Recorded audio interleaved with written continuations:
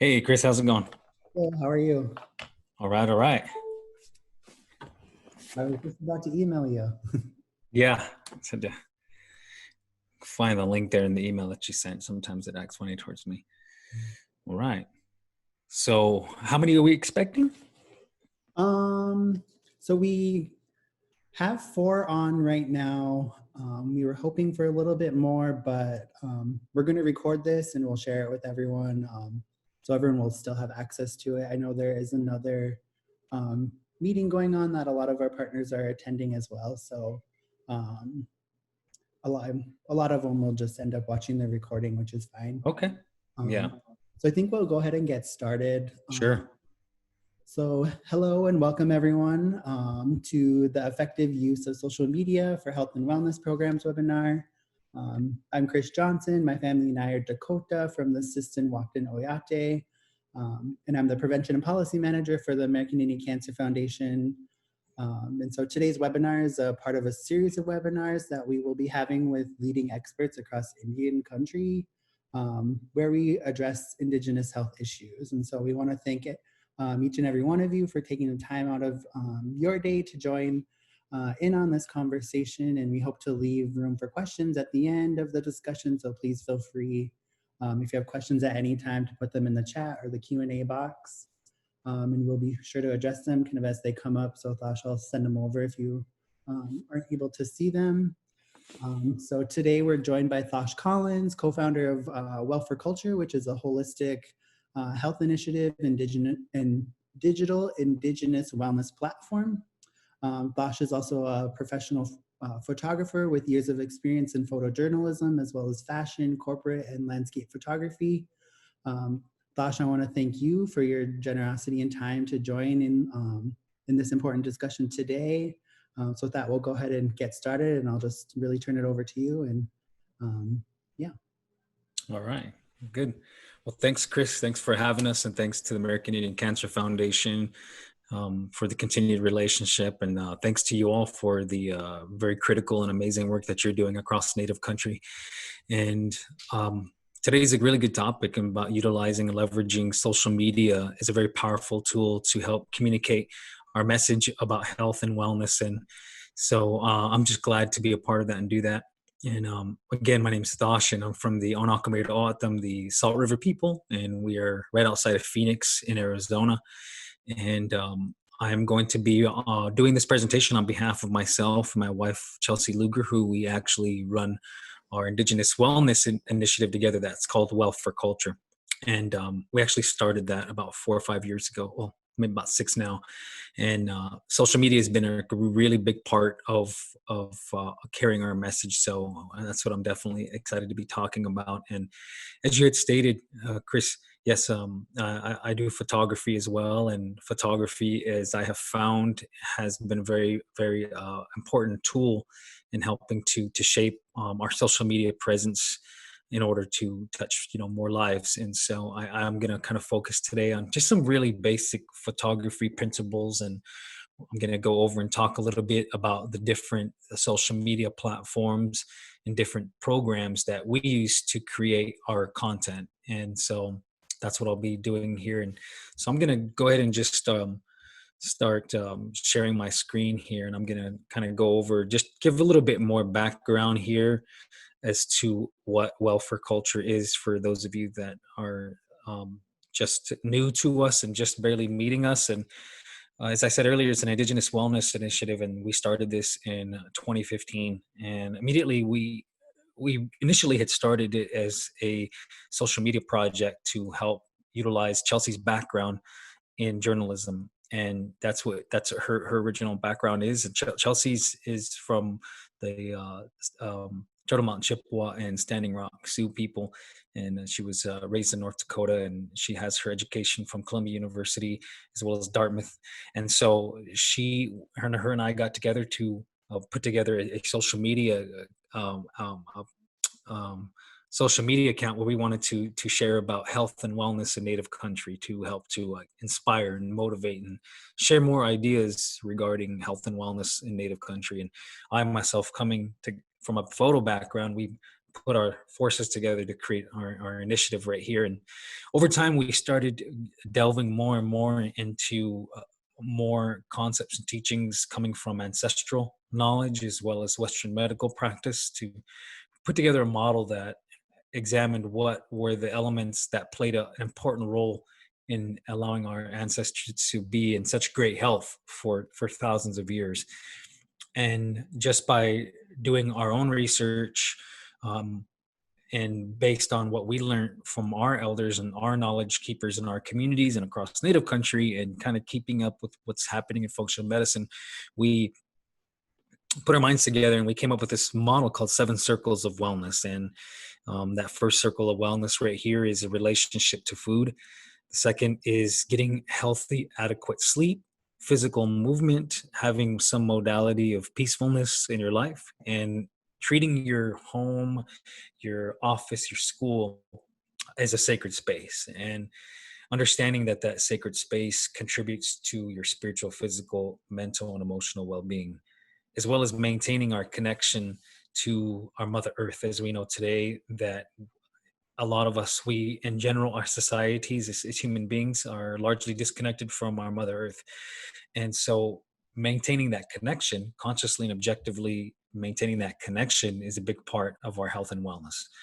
Also, to maintaining healthy relationships within our kinship. And as we know, many of our communities still follow the clan system. And those that do not no longer follow the clan system are following the system of whose family that they belong to. And understanding this network for a person is a big part, critical component to how well they are. Our sense of belonging, our sense of purpose within a larger network is really important. So again, all these things, these 7 areas right here, are really just basic components that in ancestral culture, pre-colonial ancestral culture, that allowed our people to live a good life, to live a healthy way of life. And so we just like to map that out. And our trainings usually are focused on giving a general presentation about this wellness model, on how to apply it, and also zooming in on certain areas to kind of focus and share more about strategies, share more ideas, and share a little bit of science also, and ancestral knowledge, of course, which is really the root of a lot of our work is ancestral knowledge. And so that's what the bulk of our work consists of, is zooming in on these areas and sharing strategies on how we can apply these in our own lives, in our families' lives, and even in our schools, our workplaces, our communities. So just a model that can be applied all the way from personal to family to community. And as you see right here at the center, spiritual, physical, mental, and emotional, just acknowledging that all these components right here have that positive impact on those four quadrants that intersect. A universal model that a lot of indigenous people have followed, right? And so we like to maintain that and keep that here.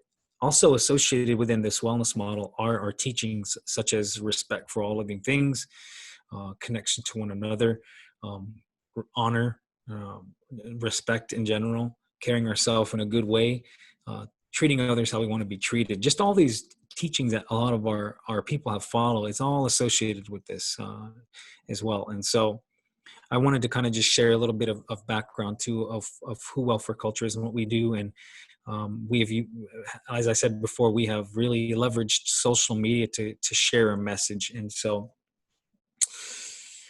as I said here earlier today, that social media has been a real critical tool in reaching Native country. And we initially had started utilizing Instagram first. We felt that that was a platform that was going to be most useful for us because it's really centered around sharing photos. It's very visual heavy, and you have it allows for longer captions. Whereas Twitter is, at the time when we first started it, Twitter was only allowing the 140 characters, I believe. Facebook oftentimes was more focused on a timeline and sharing posts, but not so much catered to sharing visuals and concepts. And I think now maybe it might be more useful for that. But today for us, Instagram has kind of been a little bit more of a powerful tool in sharing our message about welfare culture. And I'll go through and I'll share a little bit more about share our timeline and our feed too, to kind of share a little bit of our approach as well. So again, Instagram is the main one that we utilize. And the next one that we find that's been also very powerful and useful, and we've received great feedback, is podcast. And that's our latest um, output in terms of social media. Excuse me. And ours is on Apple Podcast and on Spotify. And the podcast outlet has been really useful in allowing us to kind of just be more freely spoken, to be a little bit more thorough with our concepts, with our practices, and just being able to really get in and discuss certain topics. Whereas I feel that on, say, Instagram, it's better to be able to either talk about a topic in general and share a photo, or you can zoom in and talk about something very specifically. But as we know, with the two-dimensional space, that many times an image can't always encompass everything that we're trying to relate, especially when we're talking about indigenous culture, when we're talking about health and wellness, or when we're sharing scientific information, scientific studies. Sometimes it can be difficult if you have just only I believe Instagram is 2,200 characters that you can add in the caption, and you can now add a slideshow. But oftentimes it's harder for people to relate something and be very impactful and meaningful with just a caption, a paragraph, and some words. And oftentimes it depends on your strengths. And some people are stronger at just speaking, getting on the mic and talking about these ideas and creating discussion and helping to put out there a narrative for people to kind of jump into and subscribe to. So these are a couple of platforms that we have found that have been very useful for us. And so these ones are ones that you all might explore as well. And Spotify as well is the other outlet that shares the podcast stream. So we're on Apple and Spotify.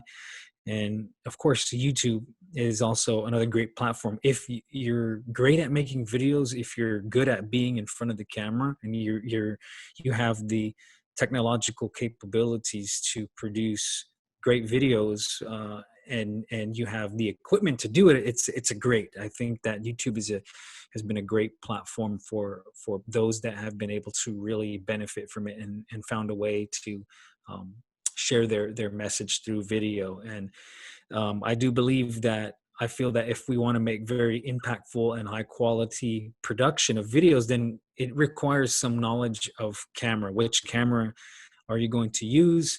Which lens will you use? Which video formats are you going to, what's going to be the best video format that's going to be best for your stream. Also, it's good to decide, are you going to try to shoot everything natural light, or are you going to try to get a lighting set up so that your lighting is consistent all the way around? Backdrops is also really important thing to consider. Sound is something that's also something that is really important to consider. And so it could be overwhelming if you really want to get into the production aspect of creating video. It does take a lot of work. It does take a lot of effort.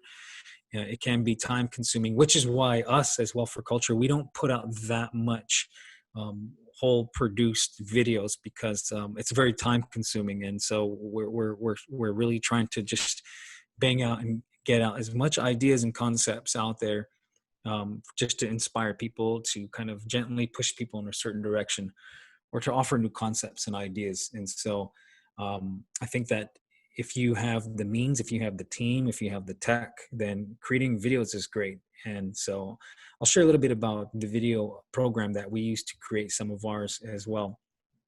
And of course, there's always Facebook. And what we have found over the years with Facebook is that it seems to be most useful when we are sort of informing people about dates, times, events, informing people about the podcast, informing people and directing people to a video or to something on our Instagram feed or to the website, to a blog, sharing articles. I think that Facebook has been something that is a little bit more useful for us in that.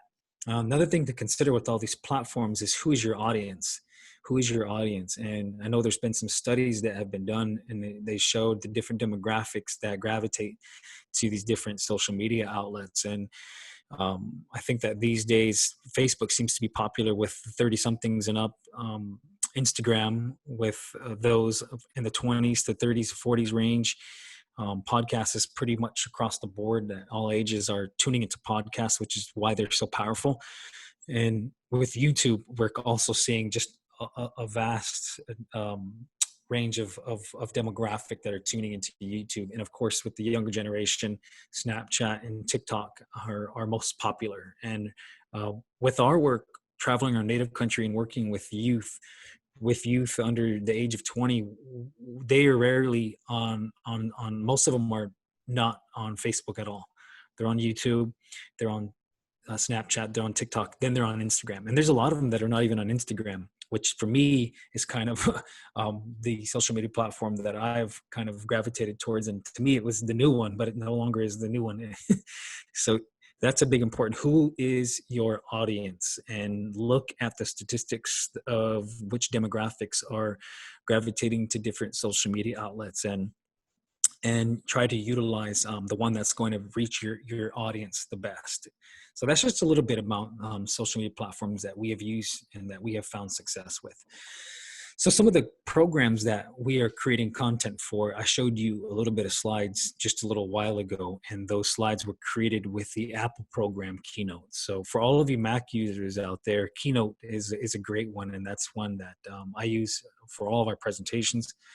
The great thing also too about Keynote is that you don't have to just use it for presentations. You can use it to create two-dimensional graphics and images, and you can export those into your mobile phone, and you can share those on Instagram, you can share those on Facebook, you can text them.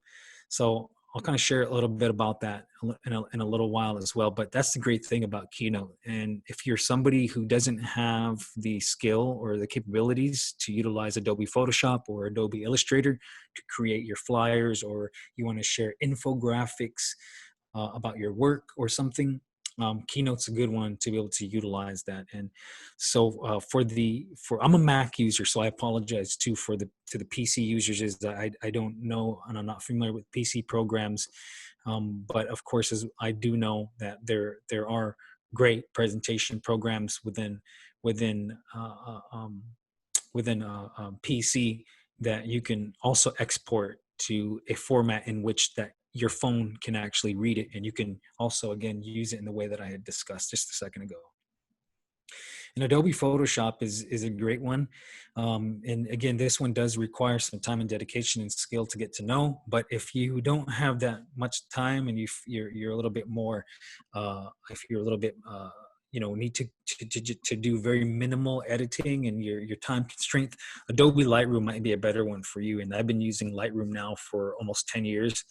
And it's just a great program that streamlines your workflow. You upload all the pictures either from your camera or from your phone, and it offers very straightforward, simple editing options on there, various tools to fix your contrast, to fix your saturation, all those kinds of things. So there's a mobile app as well for Adobe Lightroom. So if you're even taking pictures with the bigger camera, you can Bluetooth and sync up the camera on the phone, and you can download images that you're shooting from your camera to your phone, and you can open up the mobile program in Lightroom and you can edit the images there. And they're already on your phone, ready to upload if you're going to be utilizing a social media outlet that from your phone, from your mobile. And so for the video production, what we use is Adobe Premiere. Again, my apologies, I forgot to add one in here. I realize that Adobe Premiere is also a program that it requires a lot of learning, requires effort and know-how. But iMovie is also a great option for this. And for those of you Mac users, it's already on your MacBook. You could also get it if you have an iPhone. It should come on the iPhone, or you can download it from the App Store.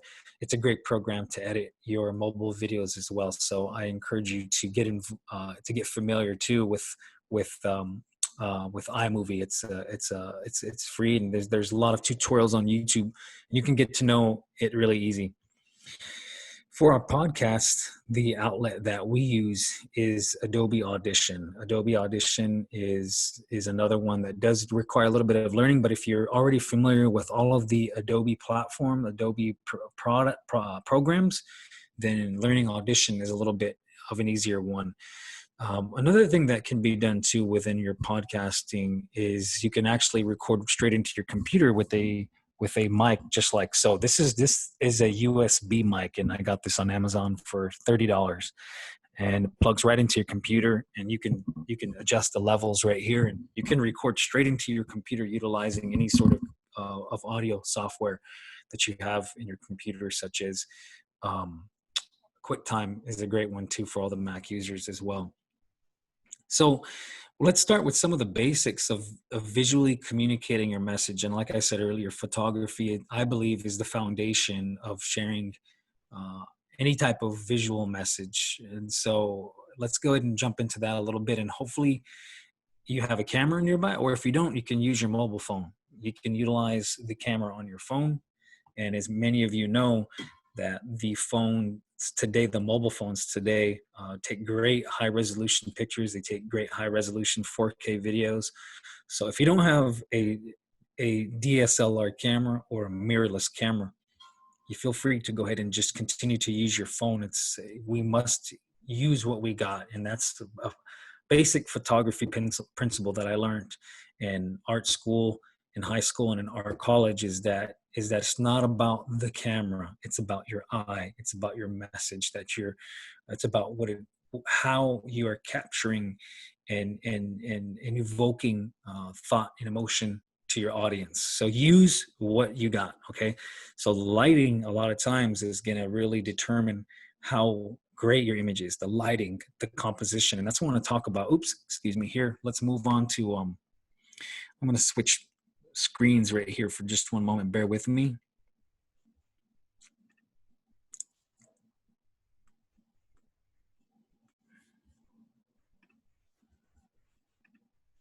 All right.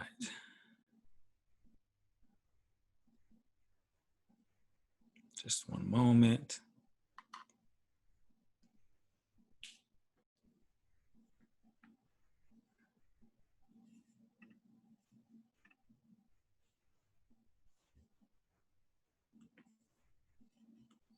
Okay.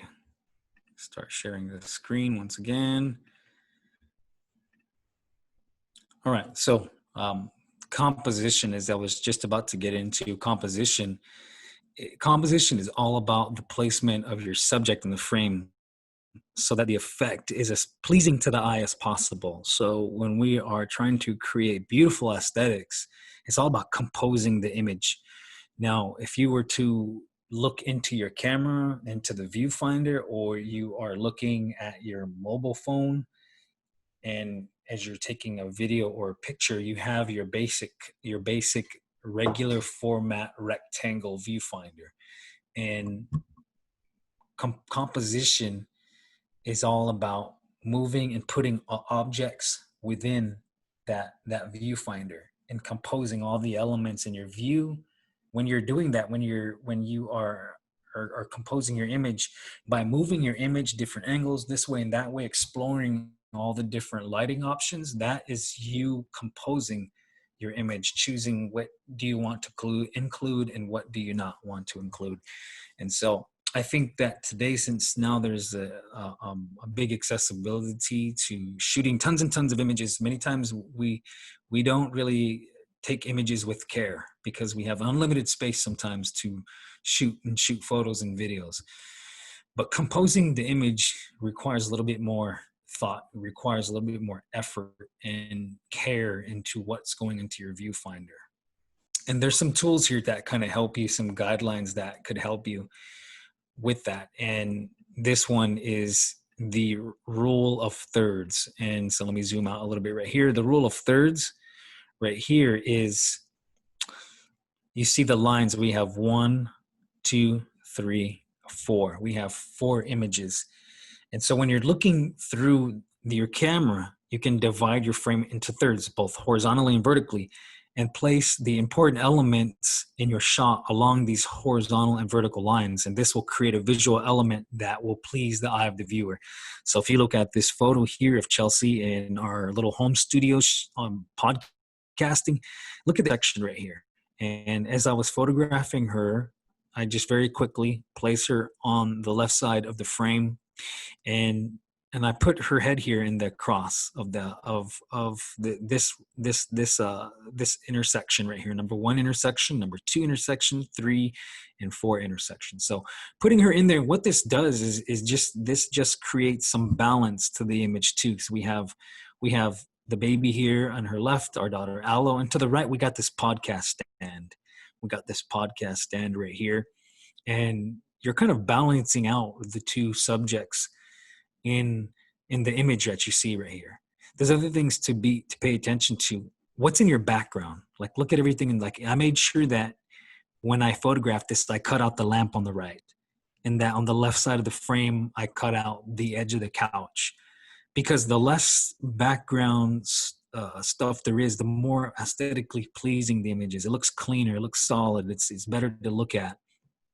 The background here is significant because it's our banner, Well for Culture. So I did not mind that was in the background. And this is window light, and I'm about to get into lighting right now. This is natural window light, and she's in front of a window, and you can see that's why the front of her face is highlighted, and on the left side of her there's some shadow, and this creates depth. This creates contrast in the image. It creates hardiness into the image. Here's another one too with the rule of thirds. When you're, say, doing a video interview of somebody, and this cool picture, this cool video right here of Billy Mills, you'll see where we put him. Again, we put him on intersection number 2. We put his head kind of just on the far right. And this just also, you'll notice that next time you watch a documentary, and notice that the person is always just offset to the left, or they're offset to the right. And this just kind of creates some aesthetic in there, as opposed to being dead center. And there's times for things to be dead center, but when we are videoing or photographing somebody, such as a talking head, then a lot of times it's good to kind of put them on one of those junctions as well. And notice the level of his eyes. It's kind of near around the line there, this very top horizontal line. His line, it's almost right there. And so this is also a good one. It's important because there's a little bit of headroom at the top. Notice at the top of the frame and the top of his head, there's a little bit of space. There's a little bit of space. Even though, even look at, I'm already doing it too with this this video right here. I always make sure there's a little bit of space above my head and not too much or too little space below. And I'm always kind of off-centered. And this just kind of creates a little bit more of a pleasing effect to the eye for your viewer. And I'm also sitting in front of a window as well, so the light is pouring in. And I'm going to talk a little bit about that next. Diffused lighting, as you'll see right here in this beautiful picture of these Monoman and elk meatballs with pumpkin seeds on here and pepper. This image is shot next to a window, and that's diffused light that's coming in. So there's 3 different types of very basic lighting that you're going to want to consider utilizing when you're photographing a person or you're photographing object, especially food. Because when we're photographing food, say if we're trying to relate to our audience and about this beautiful dish, we're trying to sell them about a healthy life. We're trying to sell them about trying whole, natural, Mother Earth, indigenous foods. And we're trying to sell them into that. We've got to make it look enticing. It's got to look pleasing. It's got to look beautiful. Just like when you open up a menu at your favorite restaurant, and I guarantee if the picture was not photographed well of the food, we wouldn't be as attracted to it. What if that image was taken with a low resolution mobile phone, and maybe it was taken in this really awful fluorescent lighting or tungsten lighting, and it just discolored all of the beautiful vegetables in it, or the charred meat? It just discolored it, and we just didn't look appetizing to us, right? So this is why it's important to photograph your products, your images, and putting them out to the social media, out to social media world with care, because we're trying to sell people on that. We're trying to get them on board. Hey, let's live a healthy life. And so photographs are very important for doing that. So in this picture right here is directional diffused lighting is happening in this. So diffused light is if there's no direct light from the sun or artificial light hitting an image. and maybe like like where I'm at right now in this space. You can see here there's a window right there, and I'm in the shade. I'm just in the shade. Even if you were to say take an image or object, and you're going to go underneath the tree during the day and it's shaded, that is going to be your diffused light. So direct light is this image right here. This is direct light. This is an image where the sun is directly hitting her, and it creates a really hard shadow on the left side of her arm, the left side of her body, and it casts a big shadow on the left side of her. If this was diffused, there would be no shadow. And so this is actually a better contrast. So we have direct light on the left. That's the light. The sun is just boom hitting her. And oftentimes, I like to use direct light when you're trying to create a powerful image of somebody, when you're trying to make someone look just not powerful just in physique, but powerful in their expression, in their stance. So the direct light hits that. There's hard highlights all over the face. There's some nice shadows in the body giving depth. Now the diffused image on the right is kind of gives it more of a lifestyle feel. She's just more relaxed here in her daily life, in the street, and the diffused light kind of is more smoother, soft light, and it creates a different mood. So lighting is everything. Lighting can change any image depending on how you're lighting it. And so I encourage you all to explore all the different types of lighting that's out there. And so one little exercise that you could do is you can take one of your favorite objects or your food next time you're eating and find a window where there's natural light that's coming in, not where the sun is pouring in, but where the sun is kind of facing another direction and a little bit of light is pouring through the window. Set the object or the food next to that window and photograph it from top down. Then you can take that image and go take it in a room where there's fluorescent light, where there is, say, tungsten light, which is the kind of orangish tone to the light, or fluorescent light. You know, when you go into a convenience store and it's like really bright white fluorescent, photograph your image in there and compare all those images and see which one looks the most aesthetically pleasing. See the one that's the most beautiful image. That's a simple, quick exercise that can be done when you are photographing. So again, when you are photographing an image or a person that you're going to be putting on the social media outlet to share a message, consider the light. Consider the lighting that you're going to be utilizing. Consider the emotion that you want to evoke within that lighting. Say if you want to take a group photo of all the staff or all the board, instead of doing it inside the staff room or the meeting room where there's tungsten light, you might take everybody outside and say, hey, let's step into the shaded area and take a photo. Because if we take a group photo in the direct light, everybody's wincing and everything, everybody looks mad, you know.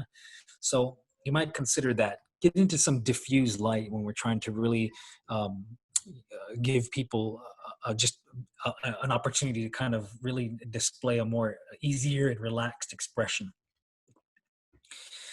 And so in this image, I got one more to go. There's another example of diffused light, and diffused light is good if you're trying to, again, show images of, say, food and things like that you want to look enticing. So again, here's that direct hard light, and then here's that nice diffused light. And this is a picture of the guavord. This is a type of Pima lima bean that we grew a couple of years back.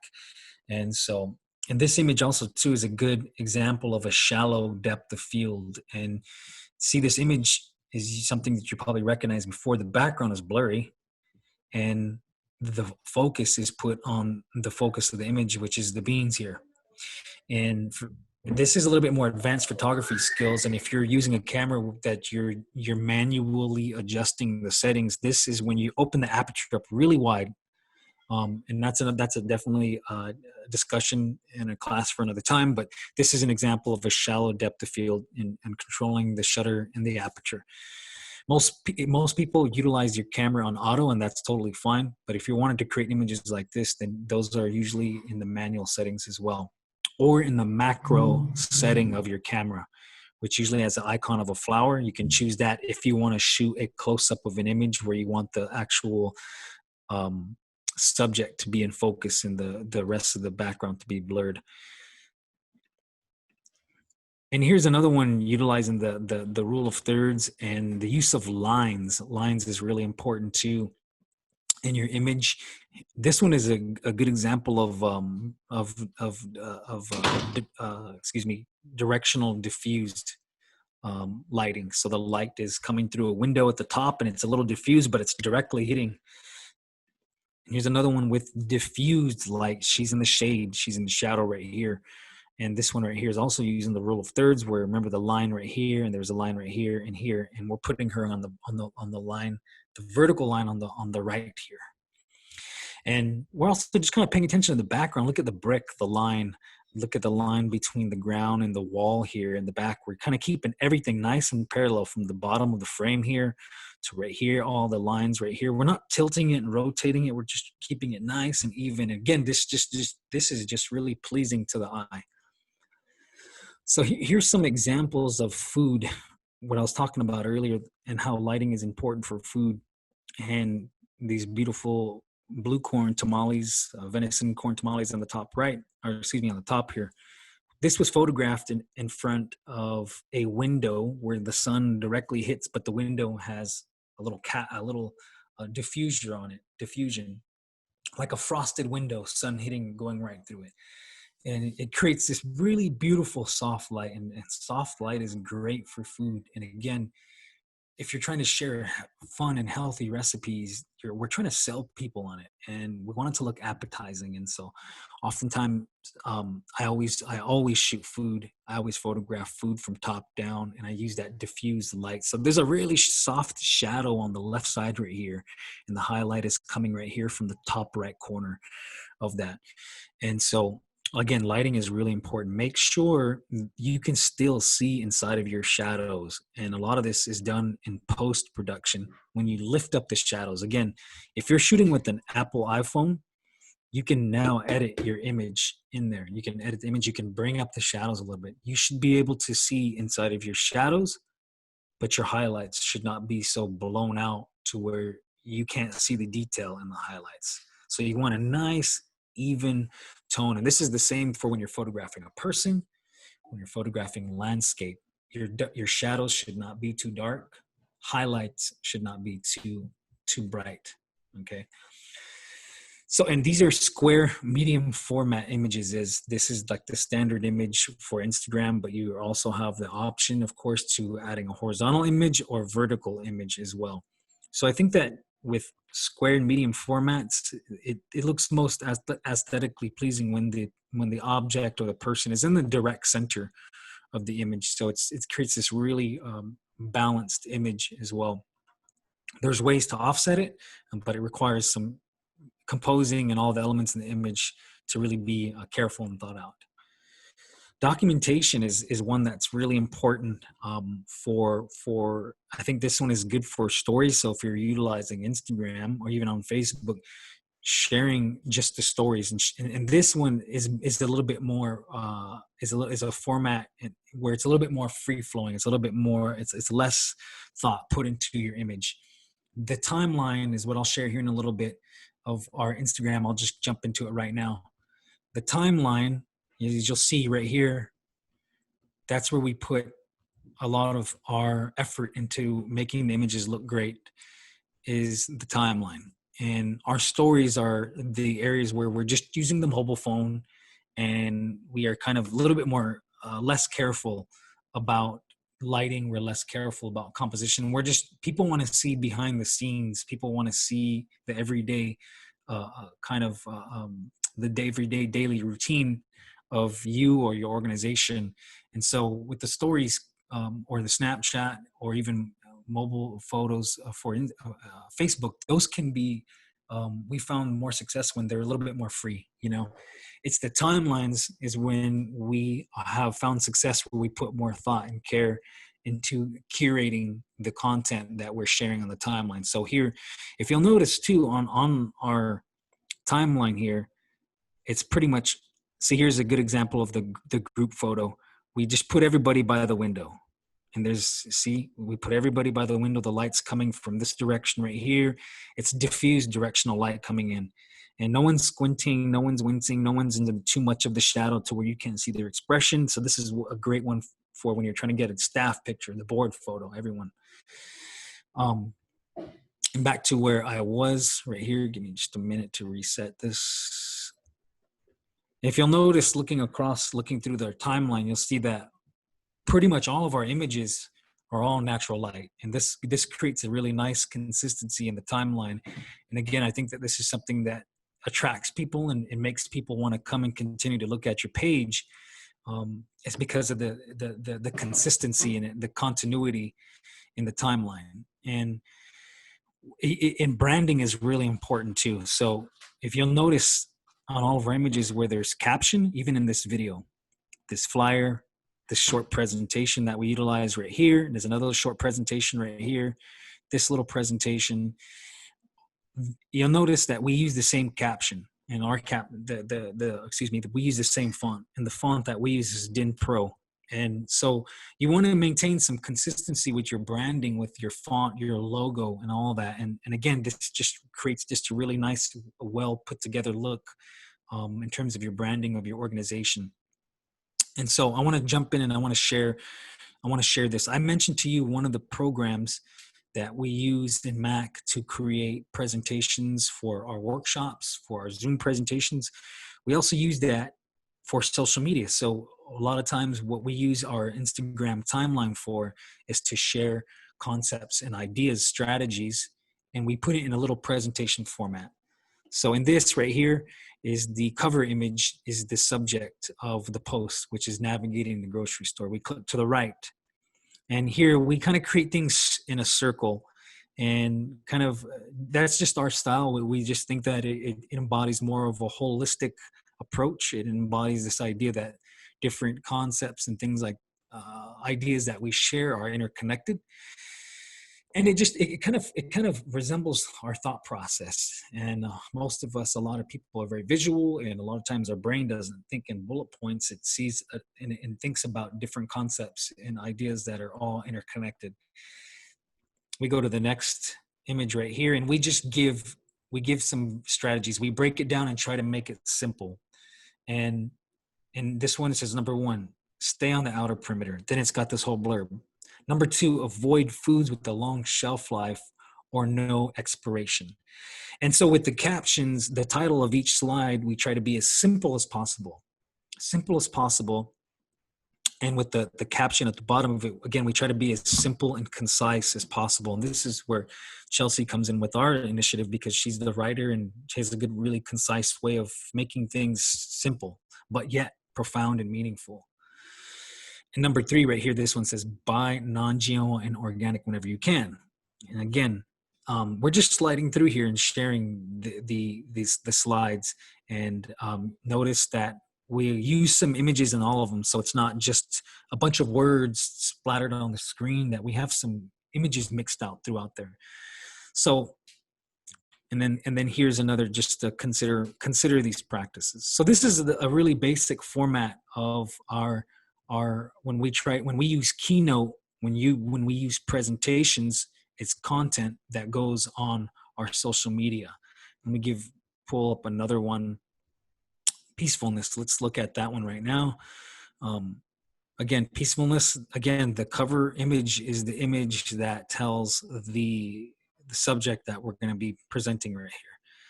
And then as you slide through, it gives sort of what you would normally post in the caption, you're posting it on the slide as well, because this allows you to get a little bit more caption in there, because again, with Instagram caption, it's limited, and many people don't read the entire caption. But if you put it in simple, concise formats or ideas, such as in the slide right here, people are more likely to read that. And in this one, again, there's our circular format, talking circles, forgiveness ceremonies, mindfulness, singing, dancing, all that. Again, we just found it much more useful and aesthetically pleasing to the eye to view these things as a circular and interconnected, rather than just bullet points of bam, bam, bam. These concepts also, Yeah, these techniques of presenting information also goes for presentations as well. And we've always gotten a lot of very positive feedback from our presentations when we do, say, a keynote in welfare culture. And notice the whole image takes up the whole thing. The image takes up the whole background, and we're utilizing an image that's got enough, I guess you'd say, negative space, or not a lot of objects in there that allow for a nice backdrop for each word to be displayed. And so one thing that's good to have in your arsenal is an organization that runs a social media account is have a database of imagery, of lifestyle imagery, stock imagery that you can always pull from, stock imagery of indigenous foods, indigenous people, and you might have to be creating your own content of that. Get your friends, your family members to pose and do active things. And because as we know, there's not a lot of database, there's not a lot of images, lifestyle images online of Native people. So we have to kind of create that ourselves as well. And you own all the content. So that's one thing that we do is we have little sessions where we take just stock photos that we use for everyday stuff. In this session, I said, oh, we need images for peacefulness that show someone that's doing mindfulness or praying or meditating or in a ceremonial state. So we shot these photos of our friend right here. So that's where it's important to come in. Then you have content on hand to utilize for all of your website, your email blast, your social media. And get creative too with your pictures. You know, it doesn't always have to be a picture where the person is directly in front of the camera, such as in this one right here. The image is from the top, and we have these branches that are coming out from around her head, and all these different benefits of peacefulness that are labeled around her. So that is just a little example of how we can be utilizing, how we are utilizing programs such as how we're utilizing programs such as Keynote to create slides to be able to share on your social media as well. And we found it to be very useful for us as well. Let me see if there's anything, one more before we're coming to a close here. I wanted to see if there's anything else that I wanted to cover. That pretty much is it right now. Let me just adjust this right here. So that's pretty much what I wanted to cover for this session right here. And I wanted to, I guess, leave some time if there's any questions or comments on anything like that, you know, that I can get more detailed for our last 10 minutes here. Let me know. Hi, Thosh. I had a question while the participants are kind of asking other questions or getting those put into the chat box. Can you share more about like the hashtags on your guys' posts and kind of how you, well, maybe first like what they are, and then, you know, how you go about choosing those hashtags for specific posts and like the thought process behind that piece? Yeah, let me just go ahead and jump back into, let me go ahead and pull up once again the, oops. Go ahead and just kind of pull up an example of that. So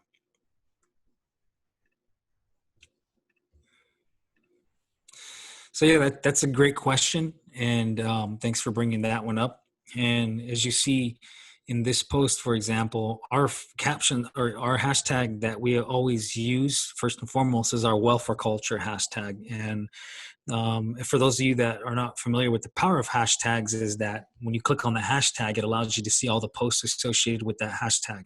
And on the Instagram feature in particular, it shows it gives you two options to view, two categories. It says the most recent, so you can look at the most recent posts that came out associated with that hashtag, or you can look at the group of images that have the highest views associated with that. So for your brand or your organization or your department or your campaign, it's really important to have your own hashtag. That way, what you're doing is you're creating like a network. You're creating also a place where people can view more of your content and get more familiar with your content, get more familiar with what your company and your campaign is about. So our first one that we always use is Well for Culture. And if we click on that, we just see everything that comes up with Well for Culture. So you just see all these beautiful and awesome images that people are utilizing our hashtag, and you can just see that it connects to you with other users that are involved with that, these ideas and these concepts and these movements. So it's a great thing to be able to have, is your own hashtag of your company.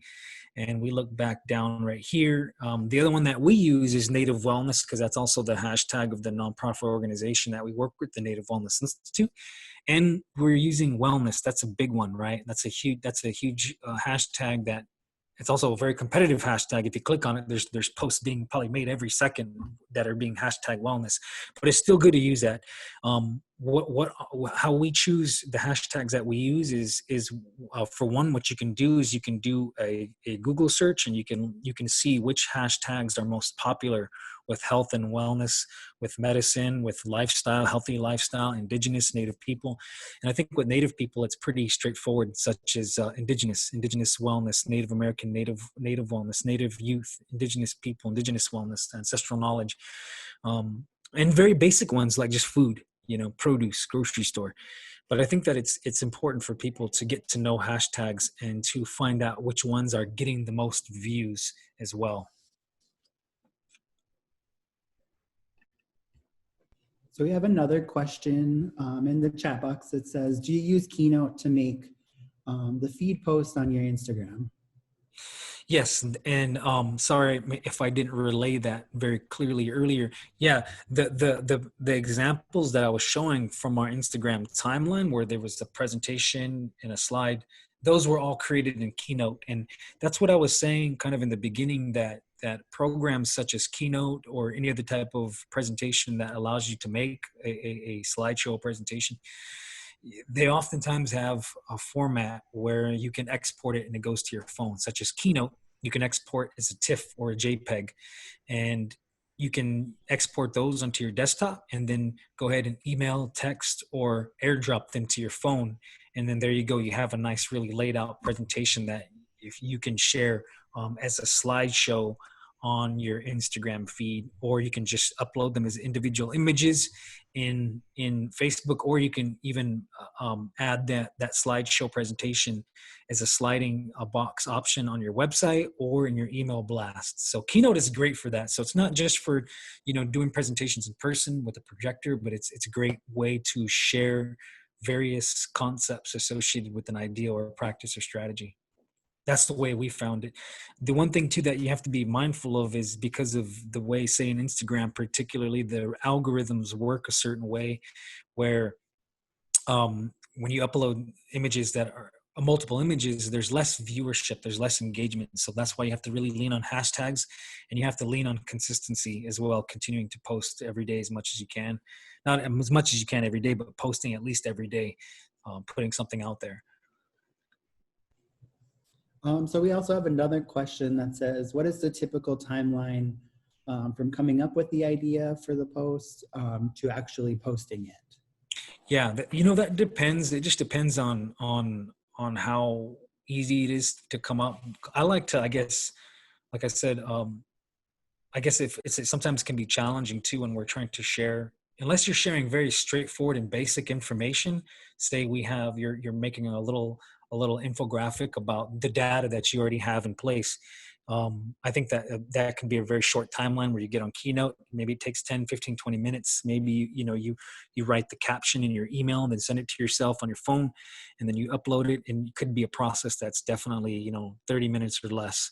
And I do realize that people are very busy, and managing social media is a big job, and people make their careers based around managing social media. And that's one thing that we have found ourselves to be a challenge, is managing Well for Culture, as well as managing our personal social media accounts, and trying to put some thought into it. So we try to post more a quality over quantity as well. We want to make a post that's going to really be impactful, and we think, a lot of times it's well thought out how we're going to post it, what time of day we're going to post it, and the style. Is it one image? Are we going to put up a video? We're going to put up a slides, multiple images. There's a lot of options, and you got to just kind of weigh out and see what time, effort you're willing to put into. What do you think can be the most effective? But that's a good question. Thanks, Alyssa. I also had another question. So a lot of our folks are moving their work to be more social media or virtual focus due to COVID-19. So thinking about, like, as a lot of our tribal partners are creating more social media campaigns and media campaigns in general, how often do you recommend that folks post different things, whatever, various mediums that they're going to do, but how often would you suggest they do that? Yeah, that's a good question. And you can say hi if you want to. Chelsea and Baby just coming in. Yeah, that's a great question. And as I said earlier, the more consistent you are on a daily basis with timelines or Facebook posts, or on a weekly basis with YouTube videos and things like that, the more views you're going to get, and the more consistency there is. The people, your viewers, and people that engage in your social media, they feel a sense of like a place to go, a place to learn information, to learn things, to check. And so it's something that people look forward to if you can create consistency. So what we do with Well for Culture is that we try to post 2 to 3 times a week. We try to create a mix. We make sure that a lot of our content is driven and have focused on video or images, and so we have different categories that we post about. We've kind of made it, it's part of our little, what we organized ourselves is we're posting about food, we're posting about physical movement, we're posting about just ancestral knowledge and teachings, we're posting about peacefulness, we're posting about connection to our Mother Earth. And so there's these like categories, and we say we did a food post 2 posts ago, maybe we'll do a food post again, but we try to kind of balance it out. We do a food post, share a recipe. The next one, maybe it's movement. The next one that we share again, maybe it's something having to do with connect to the land. And so we try to get something out every few days. On our personal feeds too, we post pretty daily as well. And we kind of have that same format for our personal feeds as well, where if I'll post a bunch of fitness videos, because that's kind of, my personal page is more driven towards physical movement and fitness, and my followers look more and engage with that. Then I might post, after 3 fitness posts, do a food post and talk about that. But since the recent movement, we've been posting on our social media outlet in solidarity with the Black community, to contribute to the Black Lives Matter movement. And you might see on our timeline too, we actually did post a few things where it was just a statement and caption. And so for times like this, and we make exceptions and want to support, but mostly it's video and photo driven, and we put the captions there. And a lot of times those photos and video posts are trying to drive people to our blog if we wrote an article, or if we did a podcast episode as well. So I think that people, if they can post daily something, or at least on their stories, be posting daily on their stories, or be posting something daily on Facebook, it really creates consistency with the viewers and engagement. All right. So I think we're kind of a minute over on our time. And I'm not seeing any other questions. And so I just want to thank you, Thosh, for sharing your wisdom with us, and a big thanks to all of the participants who are joining us today. So we'll share a link with today's discussion and recording via email, or we'll post it on Basecamp as well. So it'll be accessible for all. So we hope that you guys will join us for our next webinar. We'll share information on the next topic and speakers soon, so be on the lookout for that. I see, Thosh, if you want to kind of do some last minute closing things, feel free to do that. I just shared in there, in the chat right there, just our email if people want to contact us more. Our website and our social media handle, it's at wellforculture.com. But there's definitely a lot more to cover with social media, and we could, zoom in and discuss just one platform, or we can just discuss one medium such as photography or video or presentation making. So I wanted to kind of just do a little general thing and kind of share an overall. But if in the future, if people ever want to get involved or get more deeper and zoom into one platform or medium, then we can certainly do that in the future. But until then, people can reach us right there. And I just wanted to share a little bit, and wanted to thank everybody for the work that they're doing in the communities, and thank everybody for the work that they're doing in their families and their personal lives, and want to continue to send out positivity and love and light to everybody, and that everyone take care of their spiritual, mental, physical, and emotional being during times that we're living in right now. All right. Well, thank you, Thash. We'll be in touch soon. Like I said, just be on the lookout for our next webinar. And with that, we'll kind of end it here. Thank you. Take care. See ya.